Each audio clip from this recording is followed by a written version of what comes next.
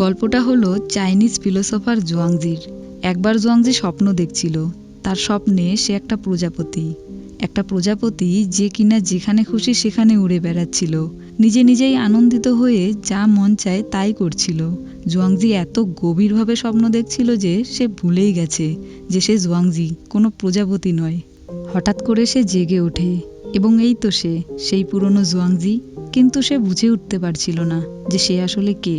জুয়াংজি যে কিনা কিছুক্ষণ আগে স্বপ্ন দেখছিল যে সে একটা প্রজাপতি, নাকি সে একটা প্রজাপতি যে কিনা স্বপ্ন দেখছে যে সে জুয়াংজি। এবার এটা শুনুন, একবার একটা প্রজাপতি স্বপ্ন দেখছিল যে সে হলো জুয়াংজি। সে এত গভীরভাবে স্বপ্ন দেখছিল যে সে ভুলেই গেছে যে সে একটা প্রজাপতি।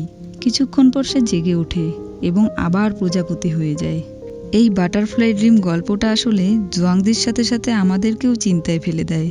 আচ্ছা, ঘুমিয়ে পড়ার পর মূলত বাস্তব জীবনের সাথে আমাদের সংযোগ বিচ্ছিন্ন হয়ে যায়।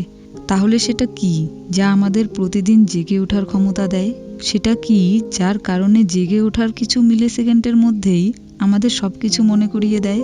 যে আমরা কে, আমরা কোথায়, আমরা কখন ঘুমিয়েছিলাম এবং অন্যান্য সমস্ত ডিটেলস। গল্পটি আমাদের ধারণা দেয় যে যেটাকে আমরা বাস্তব বলে উপলব্ধি করি সেটা আসলে বাস্তব নাও হতে পারে।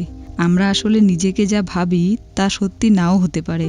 গল্পটি আমাদের বোঝায় যে আমরা আমাদের ফিজিক্যাল বডি এবং লিমিটেড মাইন্ডের চেয়ে অনেক বেশি, এবং এটা জানার পর আমরা সাধারণ চেতনাকে অতিক্রম করে উচ্চতর বাস্তবিকতাকে উপলব্ধি করতে পারবো।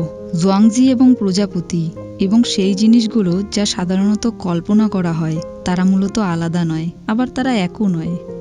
With our mind we make the world.